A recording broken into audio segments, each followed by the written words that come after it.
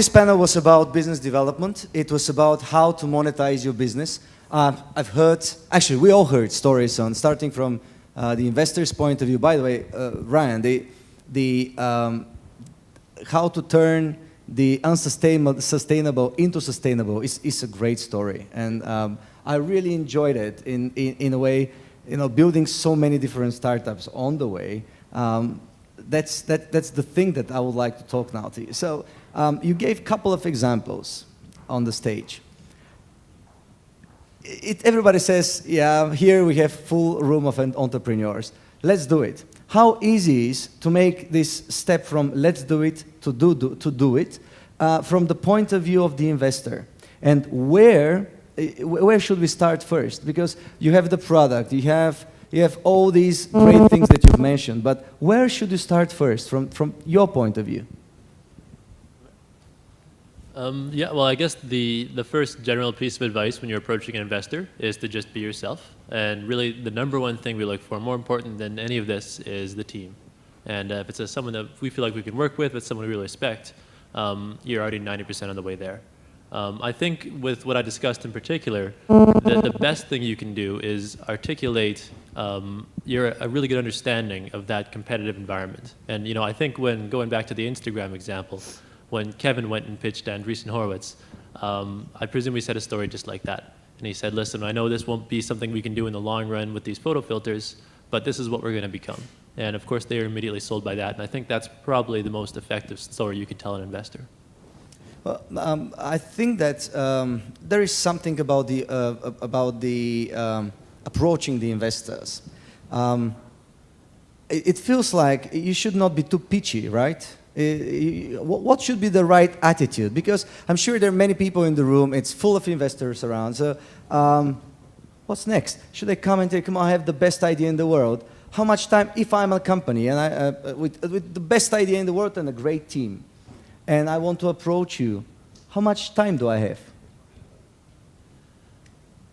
Well, you know, that depends a lot on the investor, and it really depends on what the person's doing at the time too. But I think if you approach someone with a compelling reason, you'll always be able to get a few minutes of their time for an intro.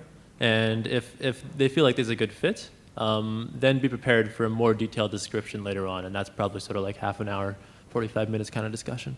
Great. Don't shoot the cannon, right? And don't follow him all the way. He will find you if he's interested. Is that kind of a message? Yeah, well, I'm a big fan of actually getting to know an investor before you're trying to raise money. And, you know, I feel like the most effective pitches that we see are people that come in and they say, we're not looking for cash yet, we just want to let you know what we're doing. And, you know, we're in the same ecosystem as you. Then they come back 3 months later and they've done it. And that's the most compelling story you can give an investor. How is it with Agbank? How is it the big company dealing with these small companies with great ideas and good talents? We actually is one of the foremost banks in Turkey who are working very near with the entrepreneurs. We have different programs for the educational programs with like Sabancı University, and we have some. Apart from the loans that we are granting to these entrepreneurs and the startups, we also liaise with COSGAP or EIF and bring in cheap funding with long-term maturities so that the startups really flourish. But at the end of the day, we should not forget that the venture money are the most expensive money in the world. So let's talk about monetization. You've mentioned, look at that, does people know really how to monetize on apps? So you showed so many examples of this, but at the end of the day, based on your experience, is it really easy to monetize an app? How is it? Can I have, by the way, Xenia, this microphone here, please? Thank you. Well, it's not always easy. The problem is that many developers think that they develop a great app and users will arrive. It's not true. I really enjoyed the slide with the competition. You know, they think they are alone, and they think, okay, I solved the problem. My app is fantastic, great user experience, great user interface. You know, I will become rich. but it doesn't happen because maybe they are targeting the wrong audience, or maybe they publish the app and wait. They don't do anything. So our recommendations is always try to really sell your app. You have to do a lot of activities together. So development is one thing, but then you have to invest your time in selling your app, in telling the world that your app exists, promoting in all the ways that you can think of. And so it's a process, and you know, sometimes if you do the things right, you can really be successful. And I'm really happy dealing with so many app developers. I'm really so happy when after a couple of months they come back to me and say, hey, I start making money. And now I'm for example, we have dealt with many students. We make program, we organize many programs for students. And so instead of going to a restaurant and work as a waiter, they can program, they can code, and so they develop an app. And after maybe 6 months, there is a student in Greece who came back to me and said, I'm starting making money, 500 a month. It's not bad for me, I'm a student. So, you know, it's always really great to hear these stories. Which markets do you do this? Which markets do you have these programs?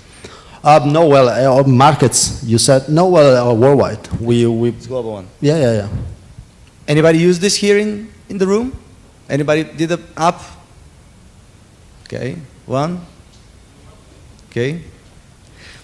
Ksenia, tell me about the next big thing with Yandex. The next thing that everybody will know about. Everybody in Turkey, everybody in the world, everybody in the industry.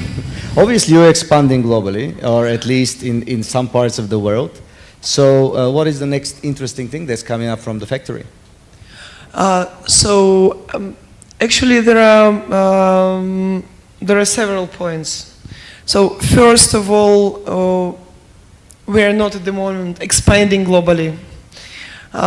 We do pretty well with the Turkish market, but what we have learned from, because like Yandex Turkey is Russia, Ukraine. Yandex Turkey is a big startup for us. We used to work on Russian-speaking markets, former USSR. Right now, we deal with a totally different culture, totally different language, totally different mentality, and you cannot imagine how differently we have to act here comparing to what we usually do in Russia, and how differently you should act when you are not number one well-known company. And we forget how it is. How is it to be not number one, not recognized, not known, and so on and so forth. So Yandex Turkey is a big lesson for us, and we've learned a lot with it. So what we have really learned is that it's not an easy thing to enter the market which already has a monopoly and a 90% plus domination of other players within your industry. It's not as easy as we expected it in the beginning. So, but at the same time, we see that our other products, our side products like Yandex Traffic that you have mentioned, are doing pretty well.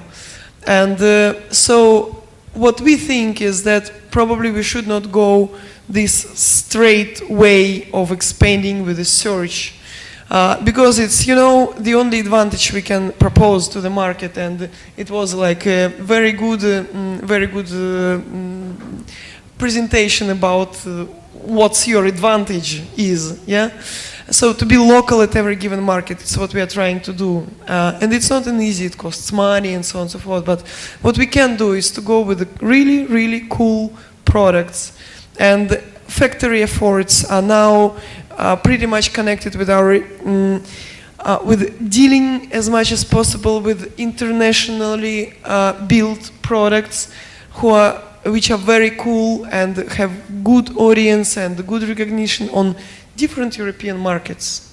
So what's going to grow with that? It's a question, but we make efforts in many ways. This is the first story. And the second big story for us, it's not a consumer so much, but it should be important for the industry. I think it's what's going on with big data right away.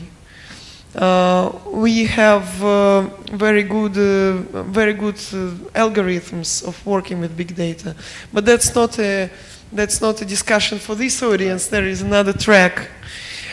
So maybe next year some of our reports will bring us to another room where we can tell more about how to proceed and how to manage big data and how we can help with that. Hey, by the way, one of the hottest topics for last year's investor, we made a research, what is the most important topic for investors. So there were 5, one of them was big data, obviously. As a startup, you're behaving quite on time. By the way, what will be the next acquisition by PayPal in this particular question? Yeah, tell us that, please. What are you looking next? We were talking about this. If the standard rule is if I told you I'd have to kill you, it's a little bit difficult in this size of a room. So it's going to be a mass killing, come on, masquerade. So yeah, but anyway, where are you heading to? Which, obviously expanding the platform, having the developers into that ecosystem. You have also Upswell DevCamp here. So where is it going to? So we're certainly looking for talent and technologies with which we can build the ecosystem faster and make everything we do more as a platform that other people can utilize. So that includes quite a lot of different things, but as a trend, that's certainly an important area. Oh, what an answer. I'm sure you all got the right point. So there is one more question. I think that this should be the last question because we are already over time. So could you please give the microphone to this gentleman behind? Okay, there it's coming. Is this working? Yes, my name is Salman. I'm from Saudi Arabia. I have a question for PayPal. You have announced a couple of programs for startups, but haven't you thought about giving us some opportunity of taking less percentage for the transactions instead of giving us like seed funding or fighting for investors like you with other people? So just in general, lower the prices. Is that your recommendation? Just for the startups. Some sort of schemes or some program or something. Well, you can do that in several different ways. The way that we've chosen is basically to help the new startups get going, and that's the program that we have now, which in itself already is, means spending quite a lot of money. I hear you. Yeah, actually, you're not spending money; you're investing to get more. That's actually not true because transactions are by no means free for us. We do pay as well. We have costs, so if we give that away for free, it's not losing profits, it's actually losing money. Okay. Vuksa, how many domains have you already registered at Domain Me? Well, so far we have 735,000 domain names in the registry. So 735,000. Yeah. Do you have any available? Yeah, we do a lot. Well, that was actually the follow-up. So guys, let's try to come up with 7,000. It is a lot for words, a new extension. and then to come up with new opportunities. For God's sake, wow. Okay. It is a lot for a new extension, but comparing to, I don't know, .com, .net, .org, it's still a small number. So go ahead, you still have domain names available. Great to have you with us here, Vuksan. Well, thank you, everybody. Thank you for being here with this stream on the leaders of the future. Space is the limit. Coming up next, some really amazing speakers and great topics to be shared. Now, let's have some break outside. Thank you.